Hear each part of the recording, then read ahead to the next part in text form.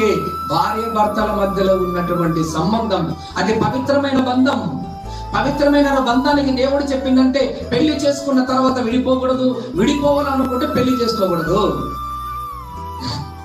కానీ కాపురాలు, కోర్టు వ్యవస్థ, న్యాయ వ్యవస్థ ఎక్కడ చూసినా కాపురాలను తీసివేయటానికి సిద్ధంగా ఉంది తప్ప కాపురాలను నిలబెట్టడానికి సిద్ధంగా లేవు. అమ్మ సర్దుకొని కాపురం ఏమంటారు?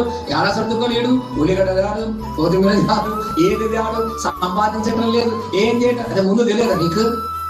పెళ్లి చేసుకోవాలనుకుంటుంటే పెళ్లి చేసుకున్నప్పుడు ఏం జరుగుతాయి? కష్టాలు వస్తాయి, బాధలు వస్తాయి, సమస్యలు వస్తాయి, ఇబ్బందులు వస్తాయి. పెళ్లి చేసుకున్నావు రావు వస్తాయి, వస్తే అది విడిపోతావా?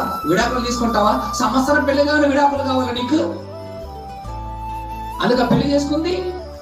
భార్య బతికి ఉన్నప్పుడు మరొక స్త్రీని వివాహం చేసుకోకూడదు.